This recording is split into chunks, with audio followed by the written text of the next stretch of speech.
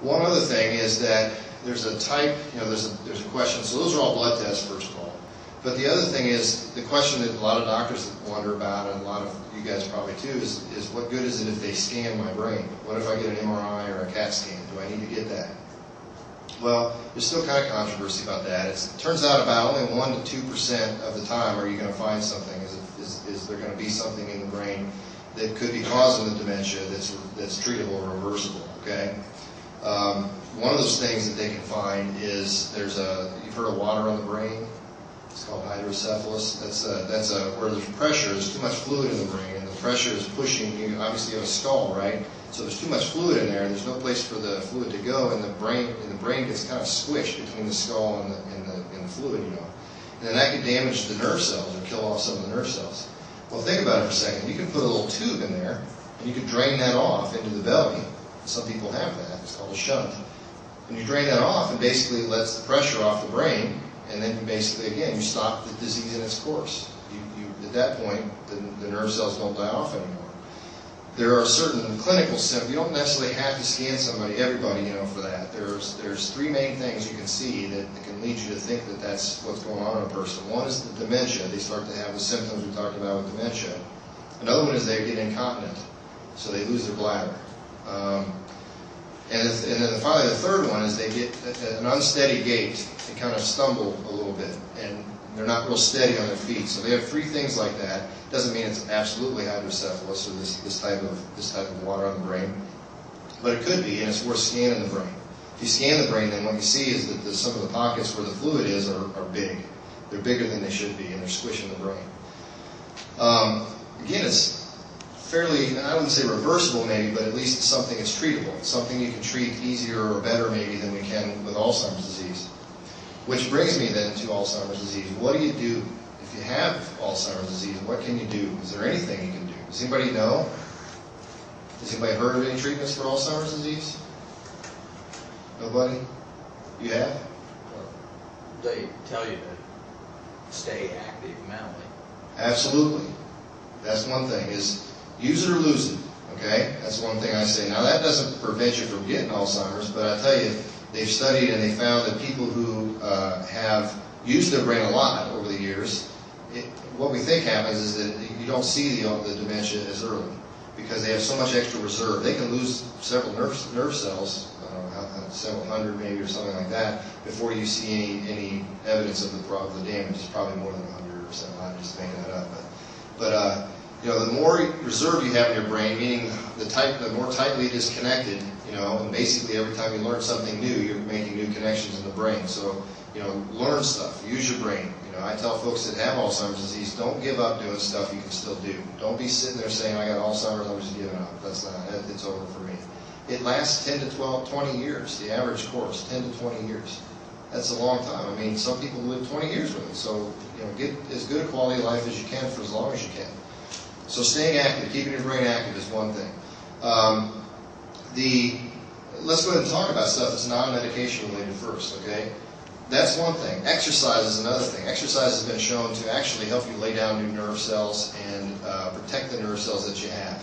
We talked about that, I think, when we talked about stress or depression or something. I think we talked about how the exercise protects you against the damage that cortisol can cause. And the cortisol was the chemical that, when you're stressed, gets released and can damage nerve cells. So you don't want to damage your nerve cells anymore. I mean, if you're having something that's killing them off, let's protect everyone that we can. And exercise is a good way to do that. Incidentally, all the same stuff you do to protect your heart is very good for your brain. It makes sense, right? I mean, you got little blood vessels around your heart that supply your heart muscle with blood. You got little blood vessels in your brain that supply your brain with blood, right? So if you have something that's clogging up your vessels around your heart, it's probably clogging up the vessels around your brain too, okay? If you can prevent that, watching what you eat, watching your cholesterol level, if you have to take cholesterol medicines, incidentally now we are studying medicines like Lipitor and Zocor and things like that lower cholesterol. We're studying that to see if we can't prevent Alzheimer's disease or some cases of Alzheimer's disease with that. It's iffy at this point as to whether that works. It looks like there are some people it helps and some people it doesn't, and we can't really figure out why that is. But that's one thing. I mean, watching your cholesterol, watching blood pressure, make sure your blood pressure is under control. And exercise we talked about. So all the things that are good for your heart are good for your brain. So those things are good to do. Anything else that's stress, for instance, or depression, or things like that can also affect your brain. You want to treat all those things. When it comes to medications, basically there's only, at this point, there are two things available that are approved, by the FDA to be used, okay? And I told you that you didn't have enough of this chemical, right? So some of you folks are out there thinking, all I got to do is increase that chemical. How's that going to happen? And you're smart, because that's exactly what one of the group or classes of medicines do, okay? This chemical, it gets released by one nerve cell, picked up by the other nerve cell, and it sends the message, whether it's a memory or whatever it is, okay? It sends the message. And then what happens is this thing gets released from that other nerve cell, floats around for a little while, and gets chewed up by a little Pac-Man guy, okay? Well, this little Pac-Man guy, if you can block him, if you can put a muzzle on him so he can't eat, then this little chemical gets to float around a little bit longer, right? Which means it can get used again, and the message gets through again, right? So there's a class of medicines like Aricept. Have anybody ever heard of Aricept? Donepezil is the generic name, and then Exelon is another one. There's another one too. It's by Janssen and Janssen, but it changed its name somewhere along the line, so I can't remember. It used to be called Remedil. But these three medicines basically block that Pac-Man guy. So they basically allow this chemical to stay around longer, so you get more efficient use of this chemical. Okay? Well, that's good, but it's not good enough, is it? Because you're losing the nerves that make this. So eventually you lose enough of the nerves that make it, and you're still going to be low. And I don't care how efficient you are using it, you just don't have enough to get the job done, right? So how do we do? What can we do? I guess to protect the nerve cell, to keep the nerve cells from dying off. If we can do that, that's a pretty good treatment, right? There's one medicine now that's available called Namenda. I don't know if anybody's heard of Namenda. No, Memantine is the generic name for that. And Namenda is actually a medicine that they think can be protective of some of the nerve cells. And they did a study where they looked at Aricept plus Namenda. So you made the nerve cells more efficient, but then also protected them. And that seems to work a little better than either one alone. What do they do, though? What do you see when you give somebody these things? Do they get dramatically better? They come way back up in their memory? Not usually. That's the tricky part. And that's why there's a lot of controversy about are these things worth it and all that. I'll tell you, I think they're worth it. If I had Alzheimer's disease, I'd want them, both of them. And the reason is because it slows the progression of the illness. You're going to ask me, how do you know that, Doc? And that's a good question. How do you know?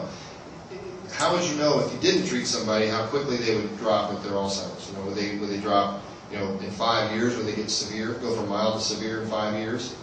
Well, we have some averages. We do a little test, at least some of the folks doctors do a little test called a mental status exam. It's a 30-point test, and they did some studies where they looked at what's the average person, if you don't treat them, they have Alzheimer's disease and you don't treat them, out of those 30 questions or 30 points, how quick do they drop every year?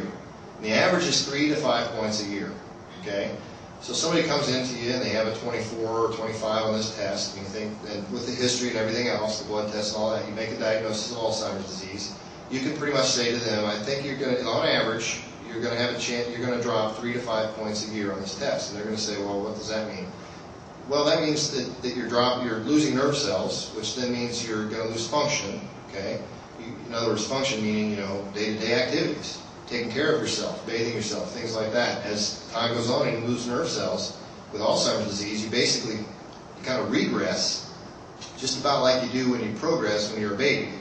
So you go from being totally independent to being totally dependent. And at some point you become bedridden and you can't speak, you can't feed yourself or any of that, right? That's what happens with Alzheimer's disease eventually, okay? If we can push that whole process back, we can delay that process by a year or two with the medicines, that's something to me. I think that's worth it. Everybody could have, have your own opinions, I suppose. But if somebody doesn't go into a nursing home as quickly, or if there's less burden on the caregiver, by the way, I don't know if anybody knows anybody with Alzheimer's or takes care of anybody with Alzheimer's disease. It's extremely difficult. It's not easy to do. It wears on you 24/7. You've got to be awake, alert, going. knowing where this person is all the time so they don't wander out in the street. It's a difficult thing to do.